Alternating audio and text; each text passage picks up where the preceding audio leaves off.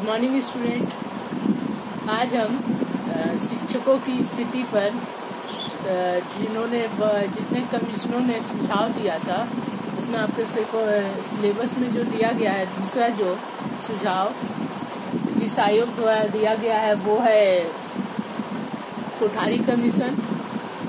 Kothari commission ने शिक्षकों की स्थिति में सुधार के लिए भी अपने बहुत सारे महत्वपूर्ण सुझाव दिए हैं, जो आज के वीडियो में लेक्चर में हम लोग क्या करेंगे, डिस्कस करेंगे इस टॉपिक को। तो आते हैं suggestions of education commission. Kothari commission को एजुकेशन कमीशन भी कहा जाता है, शिक्षा आयोग भी कहा जाता है। तो suggestions of education commission for reform in condition of teachers.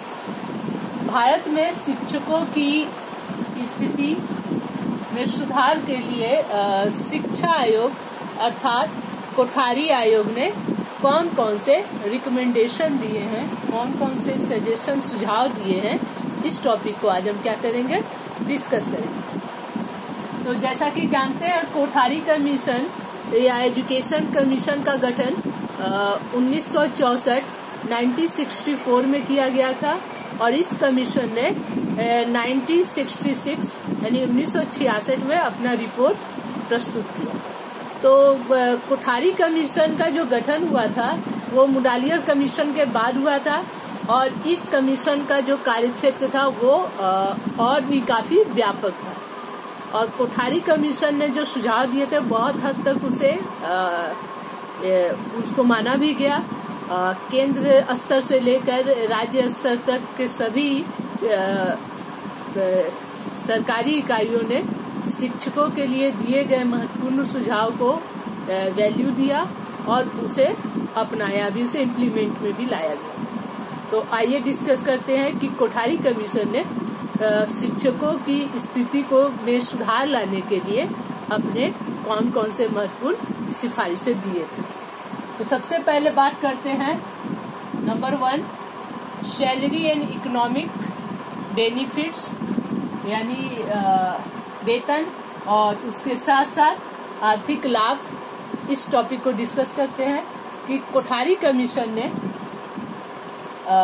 अभी तक जो मुडालियर कमीशन में हमने पढ़ा था कि टीचरों की एक सैलरी होनी चाहिए, उतनी सैलरी होनी चाहिए जिससे वे अपना और अपने परिवार का भरण पोषण अच्छी तरह से कर सके और समाज में इज्जत यानी सम्मान के साथ जी सके, रह सके।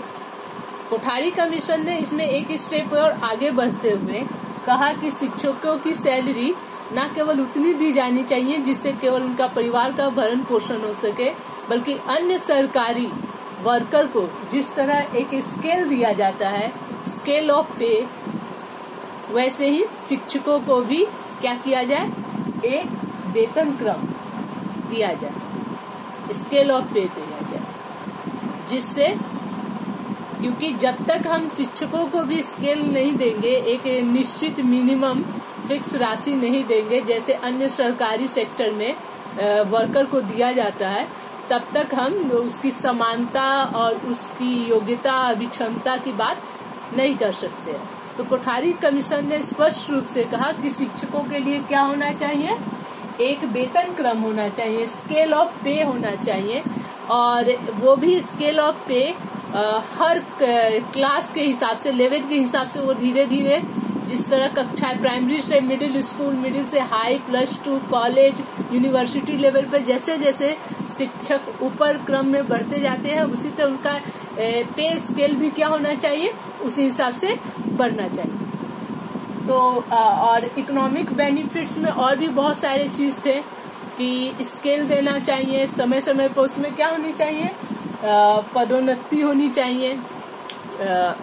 स्केल का जो माप है वो उसमें चाहे वो सरकारी हो, संस्था में शिक्षक कार्य हो, सरकारी स्कूल हो या गैर सरकारी यानी प्राइवेट स्कूल हो, उसमें कार्यरत शिक्षकों का वेतन सभी में क्या होना चाहिए, स्केल मिलनी चाहिए शिक्षकों को, तभी हम उसकी स्थिति को मजबूत कर सकते हैं। इस पर उस समय के जो शिक्षा मंत्री थे छाबला, उन्होंने कहा था कि ये क्या है, शिक्षकों के लिए ये मेग्ना कार्टा है या महाधिकार पत्र है कि इससे शिक्षकों की स्थिति जरूर सुधरेगी, बेहतर होगी। इसके बाद दूसरा है सैलरी इंक्रीमेंट। शिक्षकों का न केवल एक निश्चित पे स्केल होनी चाहिए बल्कि समय समय पर शिक्षकों की भी सैलरी में क्या होना चाहिए, इंक्रीमेंट होनी चाहिए। उन्हें हर तरह की जो सुविधाएं होती है वो देनी चाहिए, जिसमें टीए, डीए, रेसिडेंशियल, जब जनजातीय क्षेत्रों में शिक्षक पढ़ाने जाए तो उनके विशेष भत्ता देनी चाहिए।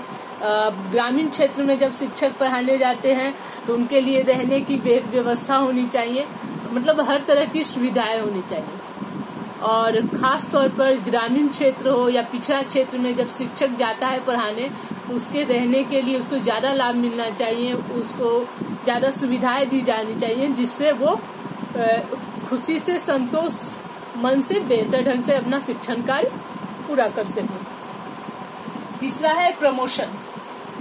शिक्षकों का समय समय पर पदोन्नति की संभावना होनी चाहिए। पदोन्नति की संभावना होनी चाहिए अर्थात क्या कि आवश्यकता अनुसार शिक्षकों को क्या करना चाहिए, उनकी योग्यता, उनकी क्षमता और कार्य कुशलता के बल पर उनको पदोन्नति मिलनी चाहिए। यदि प्राइमरी का टीचर स्नातक हो तो उसकी योग्यता क्षमता उसको मिडिल हाई स्कूल, उसकी डिग्री और क्वालिफिकेशन बढ़े तो उसको +2, कॉलेज, विश्वविद्यालय, हर स्तर पर उनका प्रमोशन मिलना चाहिए उनकी योग्यता और क्षमता के हिसाब से।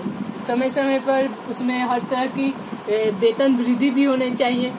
कोठारी ने हर 5 साल पर वेतन वृद्धि की भी बात स्पष्ट रूप से कही थी। तो इस तरह प्रमोशन और प्रमोशन के साथ उसकी जो भत्ता होती है, सुविधा होती है, और हर टीचर के साथ उसके पद के साथ इक्वल विवाह, ऐसा नहीं कि सब्जेक्ट के हिसाब से डिवाइड किया जाए, हिंदी के टीचर का अलग वेतन हो, इंग्लिश के टीचर का अलग वेतन हो, साइंस के टीचर का अलग हो, इस तरह व्यवस्था नहीं, बल्कि एक समान पद के हिसाब से, समान डेजिग्नेशन के हिसाब से सैलरी भी क्या होनी चाहिए, इक्वल होनी चाहिए। इस समय इक्वलिटी देनी चाहिए। नेक्स्ट है प्रमोशन के बाद रिटायरमेंट बेनिफिट्स।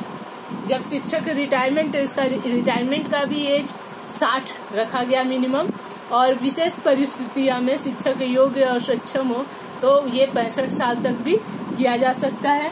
रिटायरमेंट बेनिफिट में ट्रिपल बेनिफिट प्लान जो है, जिसमें पेंशन, पीएफ और साथ में बीमा की सुविधा मिलनी चाहिए। इसके साथ साथ शिक्षकों का जो पीएफ है वो थोड़ा सा क्या होना चाहिए, ज्यादा मात्रा में होनी चाहिए, उसको इंक्रीमेंट बढ़ानी चाहिए, जिससे क्या हो, उनकी सैलरी जब वो रिटायरमेंट हो तो उनको बेहतर सैलरी, बेहतर अमाउंट में धनराशि मिल सके, जिससे वो अपना जीवन बसर बेहतर ढंग से गुजर बसर कर सके। तो वो होनी चाहिए, हर तरह की सुविधा होनी चाहिए, प्रमोशन का हर स्तर का लाभ होना चाहिए, क्योंकि शिक्षकों को उसके प्राइवेट ट्यूशन पर कंट्रोल करना चाहिए, और हर तरह की जो सुविधा होनी चाहिए वो शिक्षकों को मिलनी चाहिए। तभी शिक्षक अपने कार्य को क्या ईमानदारी और निष्ठा पूर्वक कर सकेंगे, और जो समाज और राष्ट्र का जो डिमांड है शिक्षकों से, टीचर की जो रेस्पॉन्सिबिलिटी है वो अपना फुलफिल कर सके। टीचर की जो रेस्पॉन्सिबिलिटी है, उसके सोसाइटी के प्रति जो अकाउंटेबिलिटी है, बच्चों के प्रति जो जवाबदेही है, वो सही ढंग से वो कर सके। इसके लिए जरूरी है कि शिक्षकों की भी स्थिति को मजबूत किया जाए, चाहे वो सामाजिक स्तर पे हो, आर्थिक स्तर पे हो, नैतिक स्तर पे हो। जब तक शिक्षकों को हम उसकी दशा में, उसकी स्थिति में हम सुधार नहीं करेंगे, तब तक ये चीज संभव नहीं है। नेक्स्ट है वर्किंग कंडीशन। कार्य जिस जगह पर कार्य करे वहाँ का मिनिमम मूलभूत सुविधाएं होनी चाहिए। शिक्षकों की योग्यता के हिसाब से उसे हर तरह की सुविधा दिया जाए, प्रमोशन दिया जाए। हर प्रति 5 वर्ष में शिक्षकों को भ्रमण के लिए पैसा दिया जाए, उसे टीए, डीए आने जाने की हर तरह की सुविधा दे, जिससे शिक्षक अपना कार्य बेहतर ढंग से कर सके। उसको प्रोन्नति के साथ साथ हर तरह की उसकी योग्यता क्षमता के हिसाब से रिसर्च वर्क में मौका देना चाहिए। पदोन्नति के साथ उसको ऊपर के क्रम में भेजना चाहिए। हर शिक्षकों की योग्यता के लिए समय समय पर ट्रेनिंग या और भी जो मूलभूत आवश्यकता है वो दिया जाए। महिला शिक्षकों को भी जो आवश्यक सुविधा है वो दिया जाए, विशेषकर जो ग्रामीण क्षेत्र में जाए या रिमोट के एरिया में शिक्षण कार्य करने जाए, वैसी महिला शिक्षा को विशेष भत्ता दिया जाना चाहिए, विशेष सहयोग दिया जाना चाहिए, जिससे वो अपना कार्य बेहतर ढंग से कर सके। इसके बाद एक और इम्पोर्टेंट जो है, कोठारी कमीशन ने सिविल राइट्स की बात की है, नागरिक अधिकार। शिक्षकों को विशेष नागरिक अधिकार होना चाहिए, जैसे वो चुनाव लड़ सकते हैं, समाज के अन्य कार्यों में भी पार्टिसिपेट कर सकते हैं, क्योंकि शिक्षक न केवल बच्चों का भविष्य निर्माता होता है, वो समाज निर्माता भी होता है। तो शिक्षकों को चुनाव लड़ने या अन्य कार्यों के लिए भी रोक नहीं लगानी चाहिए, वो कर सके। तो ये रहा कोठारी कमीशन का शिक्षकों की स्थिति में सुधार लाने के लिए उनका जो सजेशंस था, रिकमेंडेशन था, वो काफी महत्वपूर्ण था। इससे क्या हुआ, इसके बहुत सारे हिस्सा को अपनाया गया, केंद्रीय स्तर पर भी या राज्य स्तर पर भी, और इसका लाभ शिक्षकों को मिला। प्राइमरी स्कूल से लेकर यूनिवर्सिटी के शिक्षकों को लाभ मिला और इससे शिक्षकों की स्थिति में काफी परिवर्तन आया। और आज जो शिक्षक जो उनको ये पे स्केल या हर तरह की जो बेनिफिट दिया जाता है, उसका बहुत हद तक श्रेय कोठारी कमीशन को ही जाता है। चलिए, आज के लिए इतना ही।